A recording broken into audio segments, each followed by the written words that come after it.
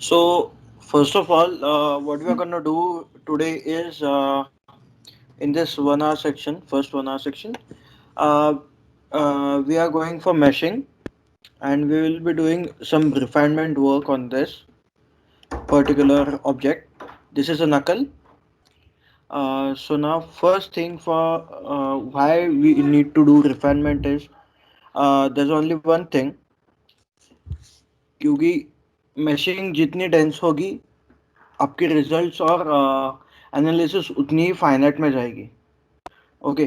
For the analysis would be done till the last mashing possible in that.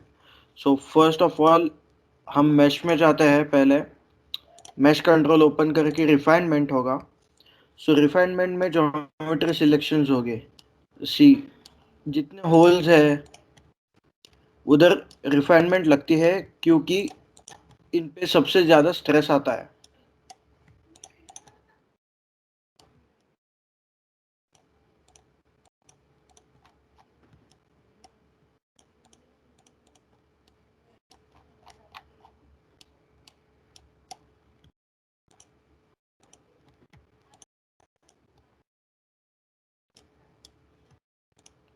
सो इसको select करने के बाद बस ज्योमेट्री को अप्लाई कर देना. 18 फेसेस अप्लाई हो गए. रिफाइनमेंट के 3 लेवल्स होते हैं, 1, 2 एंड 3. सो अभी हम वन के ऊपर सेट करते हैं.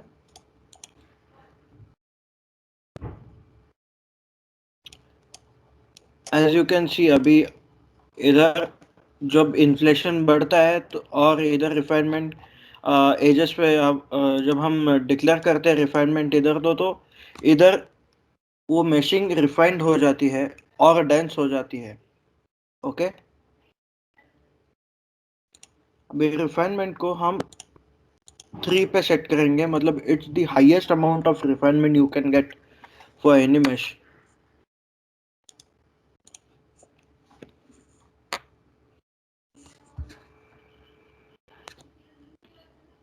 Can you see the difference कि पहले कैसा था और अब कैसा है. अभी the mesh is too denser than the before one. Okay. So ये रिफाइनमेंट है. अभी हम रिफाइनमेंट को मैं मेरे लैपटॉप के हिसाब से मेरे मशीन को भी देखना पड़ता है कि अगर हम रिफाइनमेंट और मैशिंग बहुत ज़्यादा करते हैं तो मशीन के ऊपर बहुत लोड आता है. सो वो लोड कम करना पड़ता है हमें, क्योंकि मशीन उतना आउटपुट देगी नहीं. मेरे को 1 दिन लगेगा या 2 दिन शायद लगेंगे इतना सब हैवी मशीन हैवी एनालिसिस करते वक्त.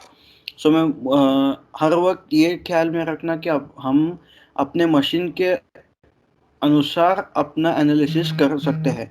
अगर अपन के पास बहुत एक ऐसा अच्छा सुपर कंप्यूटर या अच्छा ग्राफिक कार्ड, अच्छा रैम वाला कंप्यूटर होगा तो हम लोग आसानी से ज़्यादा हायर एनालिसिस कर सकते हैं. ओके. सो मैश में अगला है इन्फ्लेशन. सो इन्फ्लेशन क्या होता है कि फर्स्ट पूरी ये बॉडी सिलेक्ट करनी पड़ती है. इन्फ्लेशन माने एक फेस पे या एक सर्टन कंपोनेंट पे मेश का इन्फ्लेशन करना. मतलब अगर साइजिंग बहुत डेंस हो गई है उसकी तो उसको इन्फ्लेट करना, मतलब साइजिंग को बढ़ाना. अभी अभी हम इसको इस फेस को सिलेक्ट करेंगे और इसको जनरेट बोलूँगा मैं.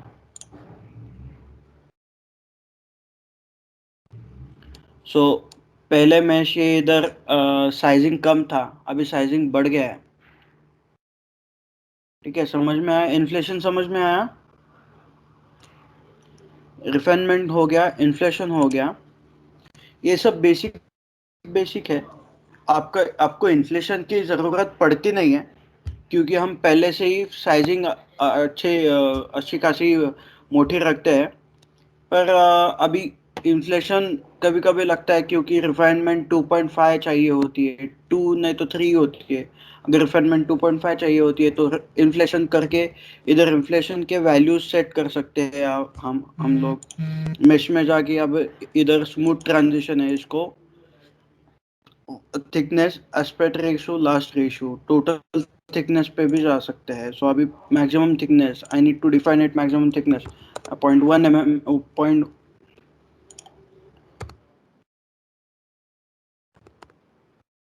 1 mm थिकनेस रखूंगा इसकी.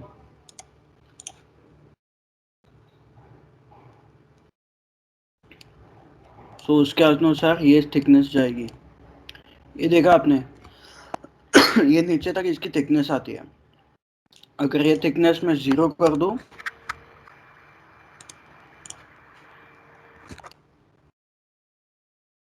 तो ये ऊपर आ जाएगा.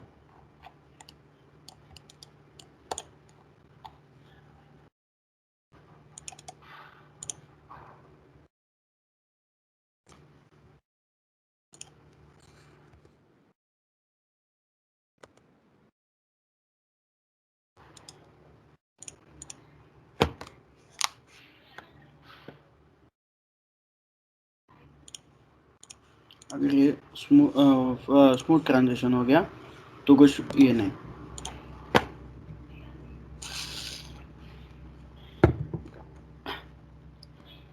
अभी अभी हम आ गए हैं स्टैटिक स्ट्रक्चरल पे. ओके.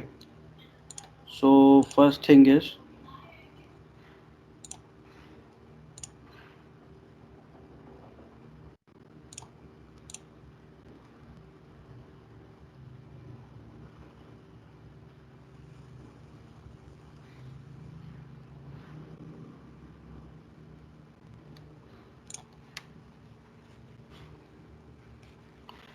सो अभी मैंने इधर एक ओपन करके रखा है मेरा स्टैटिक स्ट्रक्चरल. सो आपके टूल बॉक्स में स्टैटिक स्ट्रक्चरल करके एक नाम होगा, एक स्टैटिक स्ट्रक्चरल अबाकस करके नाम होगा, वो जो अबाकस सॉफ्टवेयर के इसमें चलता है. Static structural सैमसेफ. सैमसेफ माने एक अलग सी कंपनी है जो एंसिस के साथ जुड़ी हुई है, और उन्होंने उसमें उनके मुताबिक चेंजेस करके स्टैटिक स्ट्रक्चरल रखा है. सो अभी मैं इधर स्टैटिक स्ट्रक्चरल को डबल क्लिक करूंगा. ये ज्योमेट्री मुझे इधर चाहिए.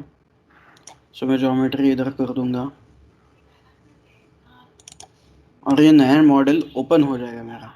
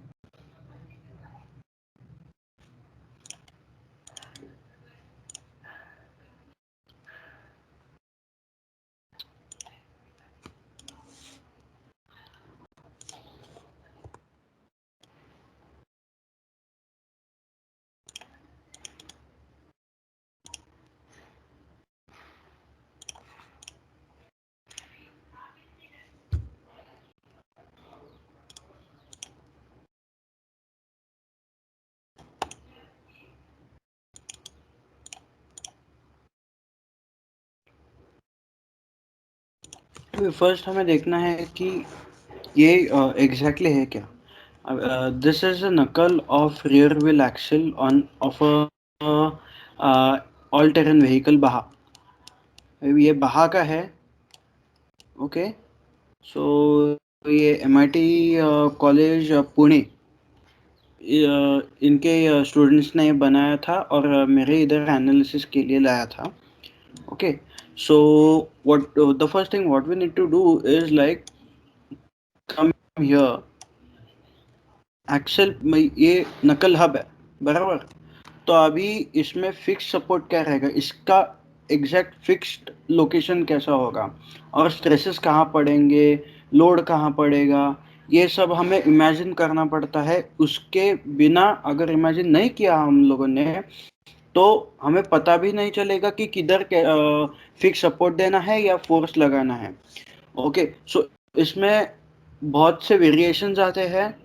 Just like you can see, acceleration कर सकते हो, रोटेशनल वेलोसिटी ला सकते हो, pressure, hydrostat pressure sorry, force, remote force, bearing load, bolt penetration, sir वो ज्योमेट्री शो किस नहीं हो रहा बॉडी का। सर। हाँ, सर ज्योमेट्री शो नहीं हो रहा सर। जो आप नकल दिखा रहे हैं ना वो शो नहीं हो रहा है। ये अभी आ रहा है, अभी आ रहा है क्या देखने में? No sir.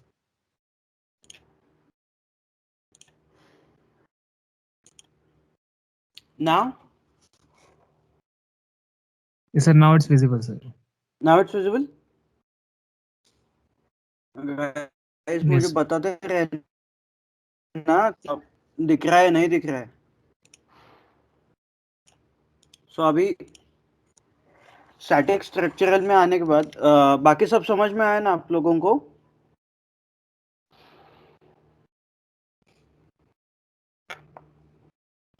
So static structural में के आने के बाद मैश आप लोगों को अभी बताया। मैश के बाद स्टैटिक स्ट्रक्चरल ऐसा होगा इधर। उसके ऊपर राइट क्लिक, हमें राइट क्लिक करेंगे, इंसर्ट के ऊपर लेफ्ट क्लिक, और हमें बहुत सारे ऑप्शंस आ जाएंगे। Okay, so the first option would be pressure, bar हो, एमपीए हो, कि आपको जिस चाहिए, जो यूनिट में चाहिए आप प्रेशर डिक्लेयर कर सकते हो। हाइड्रोस्टैटिक प्रेशर माने hydraulic pressure. Okay, so the force, remote force, bearing load, bearing load मतलब कितना लोड बेयर कर सकता है वो load, bolt penetration in that kind of body, moment, line pressure, thermal condition, अगर हाँ अगर एनवायरनमेंट का ये पूरी एनवायरनमेंट अगर 45 या 100 डिग्री सेल्सियस पे काम कर रही है।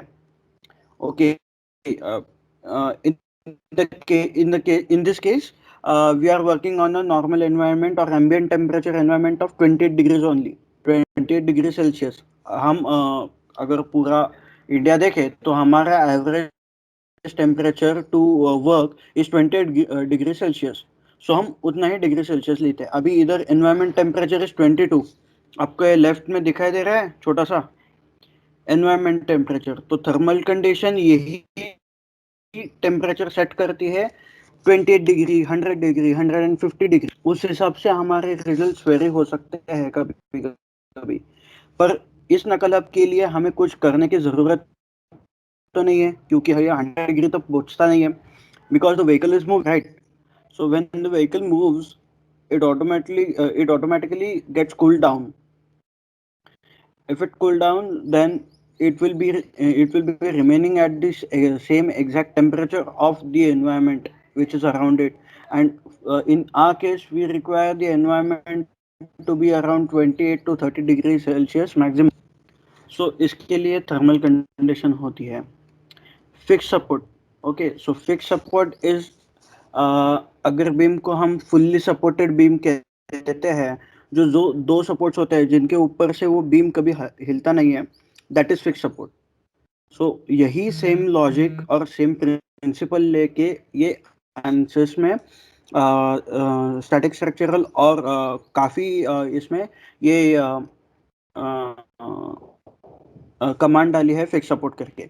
डिस्प्लेसमेंट इज कि लीनियर डिस्प्लेसमेंट है, मतलब बॉडी को कितना डिस्प्लेस करना हो सकता है, तो हमें उसके हिसाब से फ्री रखना होता है बॉडी को। नहीं तो रेस्ट्रिक्ट करना पड़ता है कि ये एक ही हिले या दो ही non linear motion and linear motion के लिए ये सबसे अच्छा कमांड है डिस्प्लेसमेंट। फिर फ्रिक्शन सपोर्ट,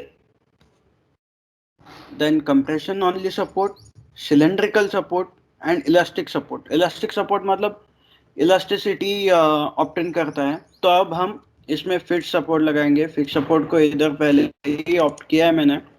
तो अभी ज्योमेट्री सिलेक्शन में पहले ये दोनों होंगे, ओके। इसके बाद इधर बोल्ट लगेंगे मेरे।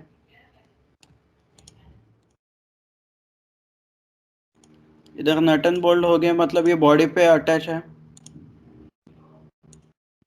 अगर ये बॉडी पे अटैच है, that means we need to fix them, or they are fixed in a certain way.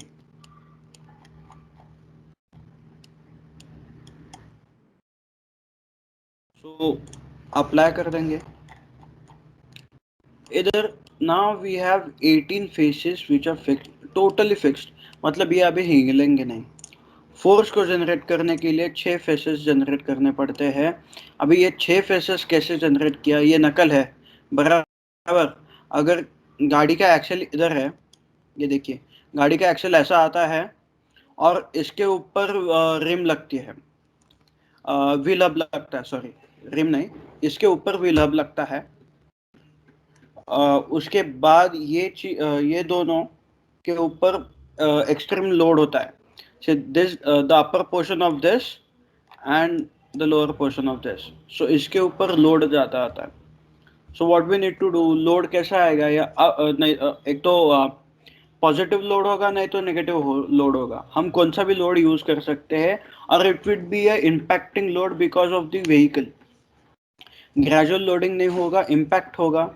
हम वर्स्ट के सिनारियो में जा रहे हैं, so we need to apply for the impact load, okay. So I had selected these 6 faces, okay.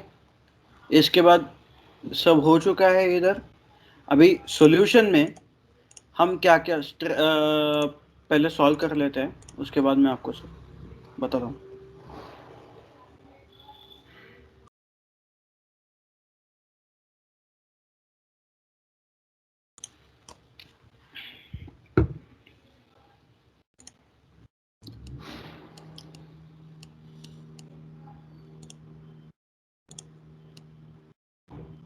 अभी ये देख रहे हो कैसा आया है।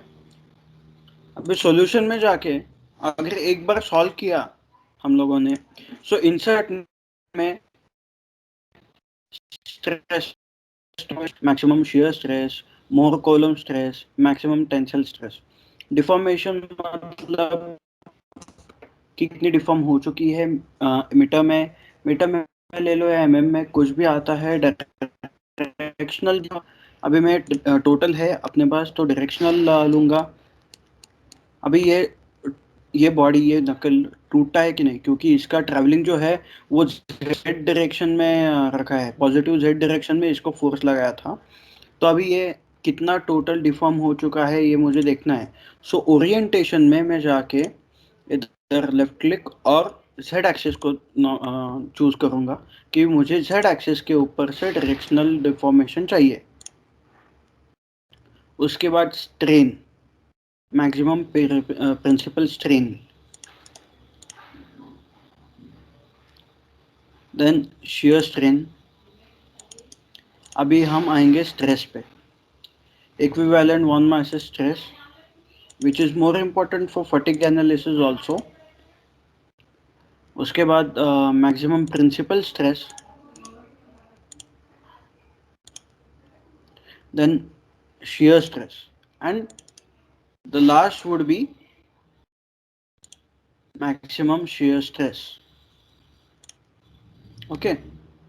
सो इसके बाद हम लोग सॉल्व करेंगे इसको। खाली सॉल्व करने के वक्त बस यही ध्यान में रखना कि आप पूरा लोड अपने मशीन पे ना डालो, क्योंकि कभी कभी क्रैश हो जाता है software.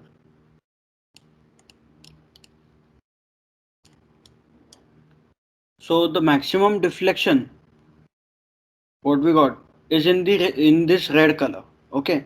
so the maximum deflection अपना कितना आया है, 1.6905 e रेस टू माइनस 6, मतलब into 10 raise to minus 6 metre. अभी 1 मीटर मतलब 10 raise to minus 3 sorry, 1 mm is equal to 10 raised to minus 3 meter. So ये 10 raised to 6 में आया, 10 raised to minus 6 में आया है. That means it's 0.001690 mm. इतना ही डिफ्लेक्शन आया है. मतलब equal to even a crack, मतलब 1 माइक्रोन हिला है वो अपनी जगह से with 10,000 newtons of load. Okay, so this is the maximum deflection which we are going to get. Now shear stress, the maximum shear stress अभी ये पास्कल में आया है. मैक्सिमम और मिनिमम इधर ही है. अभी ये मैक्सिमम है क्योंकि ये मैंने बिलो फेस के नीचे से भी प्रेशर फोर्स डाला था. So my maximum is 4.657 into 10⁻⁶ Pascal's.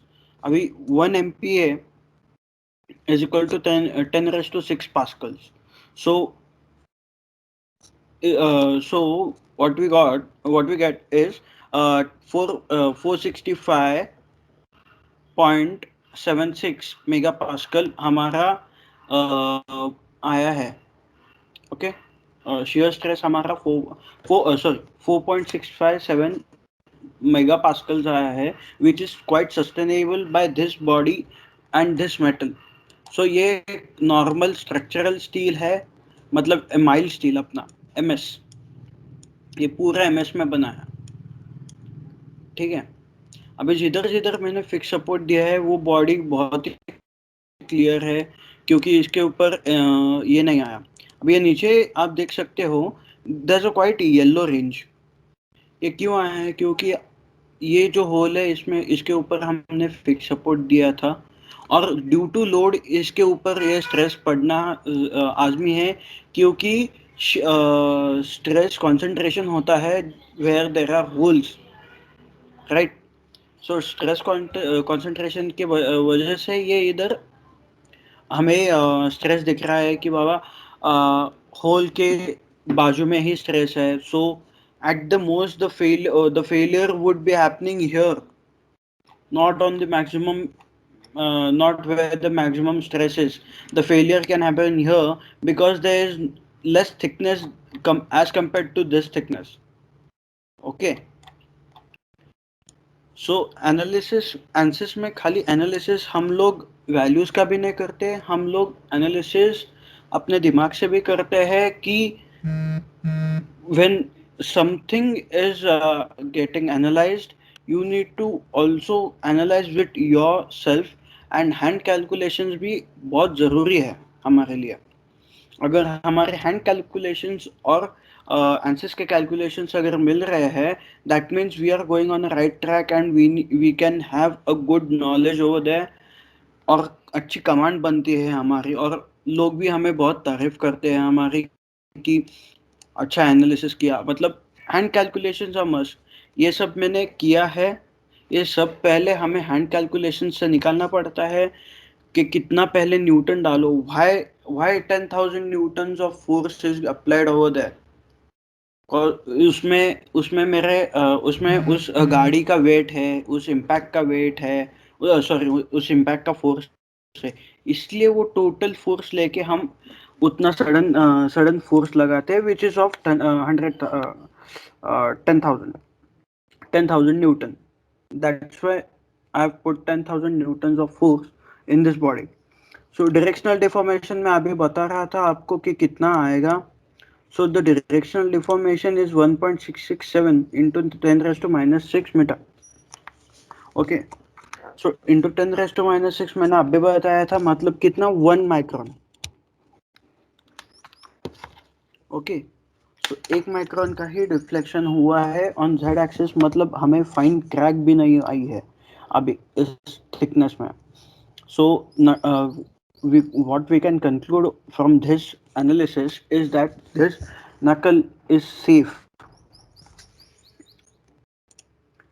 The maximum shear stress, maximum principal stress. अब वैल्यूज देखो कैसा है, क्या है. Calculate it yourself. कि कैसे कैलकुलेट करते हैं ये भी मैं आपको बता सकता हूँ. अगर एक होल है, एक्सेंट्रिक होल है, और होल को आपको फिक्स करना है और उसके ऊपर फिक्स सपोर्ट आप दे सकते हो। और इसका हैंड कैलकुलेशन मतलब इसके ऊपर एट सर्टेन मोमेंट पे अगर ये मोमेंट बनेगी ना, एक्सेंट्रिक जब आपका फिक्स सपोर्ट होगा तो एक सर्टेन मोमेंट बनेगी अपवर्ड फोर्स के लिए। So you need to calculate it, आप कैलकुलेट करो और इसके साथ अपने आंसर्स चेक कीजिए, is it is it right और not. If it's not right, you guys can tell me after 2 o'clock कि सर ये मुश्किल है, ये हो नहीं रहा है, ऐसे नहीं है, ऐसा आप मुझे बता सकते हो। But I am pretty sure कि ये सही आंसर्स है। सो अभी maximum principal elastic strain metre by metre minute से हमारे इलास्टिक स्ट्रेन आया, मैक्सिमम इज 0.000146 मीटर पर minute. Okay, so guys, this is a total static structural. इसके बाद what we can see here is we can animate.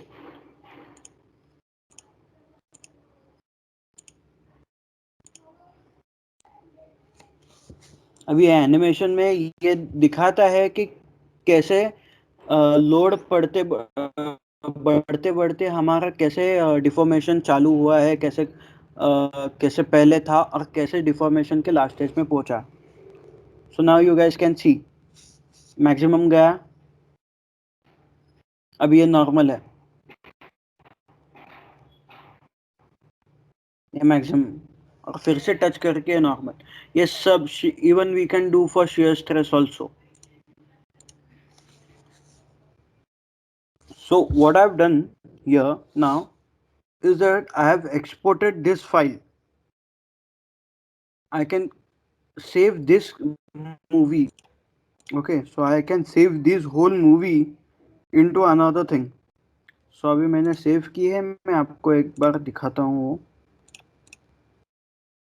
इसके बाद report generate कर सकते हैं हम लोग। अभी रिपोर्ट में जनरेट किया हूँ। So report has been generated. Report preview में अब अगर हमने क्लिक भी किया तभी भी रिपोर्ट जनरेट होता है आसानी से। सो ये मेरी ज्योमेट्री है। सो मैं इधर डायरेक्टली हम पैरामीटर्स डाल सकते हैं। अगर मेरे को ज्योमेट्री में जाना है तो मैं ज्योमेट्री ले दूंगा, कोऑर्डिनेट सिस्टम्स मैश में जाना है तो डायरेक्ट मैश के ऊपर क्लिक कर सकता हूँ। Okay, so total mass of my geometry is 1 kg, 1.0021, as you can see here. Okay, the volume is 1.2765 into 10 raised to minus 4 meter square. ये मेरी टोटल लेंथ है, z एक्सिस पे, y axis पे ये length है और x axis पे ये लेंथ है। ओके, सो उसके बाद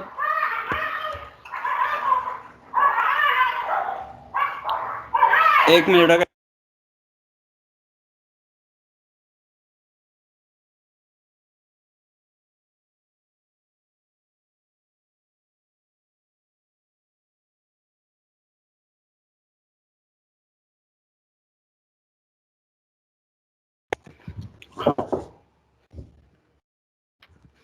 so the number of nodes and elements. अभी ये मेशिंग में देखा होगा, मेशिंग में हमने देखा कि number of nodes and number of elements क्या है। एलिमेंट एलिमेंट 2802 है और नोड्स आर 5297। सो ये पूरा मैश का भी आ चुका है इसमें। अभी हम मैश पे जाएंगे। ओके, सो हमने कोर्स पे रखा है मैश में, और मैं और एक चीज और एक करके मैश में बताऊंगा 1-2 मिनट में। हम एक बार ये देख लें। ये फोर्स देखा है 0 to 1, मतलब 1 सेकेंड में ये डायरेक्टली इम्पैक्ट बैठता है ऑफ 10,000। मतलब ये ये जो सारे वैल्यूज है ना, ये 1 सेकेंड में डायरेक्टली हमारे बॉडी पे या जिधर हमने फोर्स डाला है उधर डायरेक्टली 10,000 न्यूटन का फोर्स पड़ेगा. So this is the static structural solution results. अभी हम टोटल डिफॉर्मेशन देख सकते हैं. मैक्सिमम इज 1.690 मतलब 1 माइक्रोन का मैक्सिमम है. शेयर स्ट्रेस कितना है? Maximum 4.6576 into 10⁻⁶ pascals. That's 4.65 mega pascals. उसके बाद directional deformation in Z axis. ये देखो ओरिएंटेशन जेड एक्सिस. ये टोटल डिफॉर्मेशन है. ये ओरिएंटेशन इसका जेड एक्सिस है. ठीक है. उसके उसके बिना पर हमें 1.657 इंटू 10⁻⁻6 मीटर मतलब 1 माइक्रोन फिर से ये आया हमें. और ये सारे बाकी के रिजल्ट्स है. shear elastic strain, equivalent strain, stress, maximum principal stress, shear stress, maximum shear stress, ये सब है. ओके.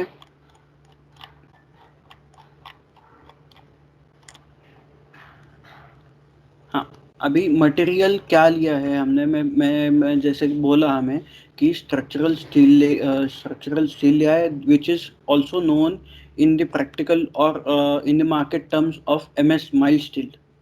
ठीक है. ये माइल्ड स्टील ही रहता है. ये जब आप कांस्टेंट्स देखोगे तो यही कांस्टेंट्स आपको माइल्ड स्टील में नजर आएंगे.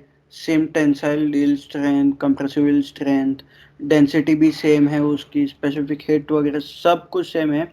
सो what we can say here is structural steel is equal to mild steel. मैं प्रेशर का बताता हूँ. Force is equal to remote force. Load bearing load भी सेम है. मोमेंट इधर अभी नहीं होगी. लाइन प्रेशर और hydrostatic pressure are equal to same. Joint load भी हम अब भी कर नहीं सकते. मैं थर्मल कंडीशन बताता हूँ, देन प्रेशर बताता हूँ. ये the pressure, hydrostatic pressure are same and as well as line pressure is same function. Force, remote force, इसका सेम फंक्शन होता है.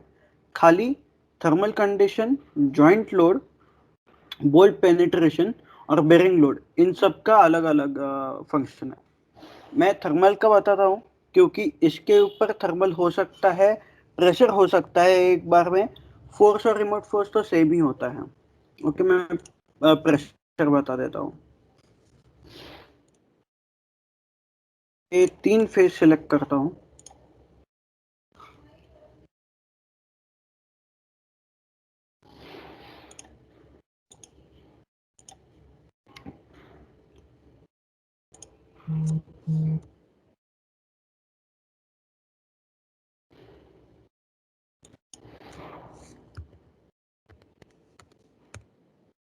With 10,000 pascal. 10,000 पास्कल. हाँ.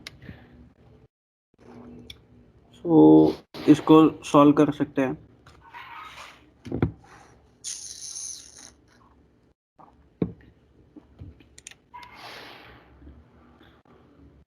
सेम ही आएगा. ये देखिए सेम ही आया क्योंकि फोर्स भी वही डाला, प्रेशर भी वही डाला, तो सेम ही आता है. क्योंकि एनालिसिस में वही एक चीज अभी इसको सप्रेस करके एक अलग से करता हूँ.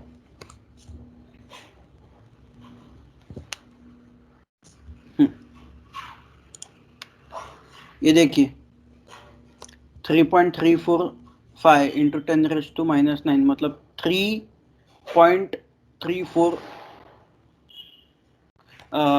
नहीं, ये माइक्रोन से भी नीचे हो गया है. माइक्रोन को भी 10 में डिवाइड किया उसने, 100 में डिवाइड किया. मतलब ये 0.00345 माइक्रोन है. That means nearly nothing. Okay. ये दिस इज प्रेशर.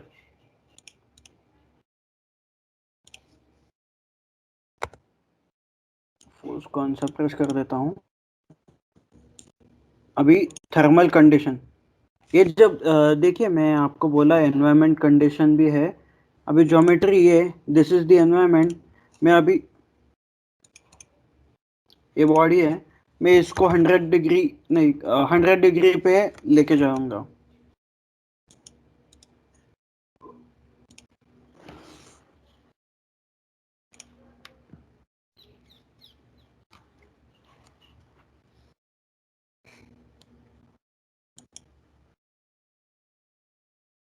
ये देखिए डिफॉर्मेशन बदला क्योंकि इट वाज हॉट।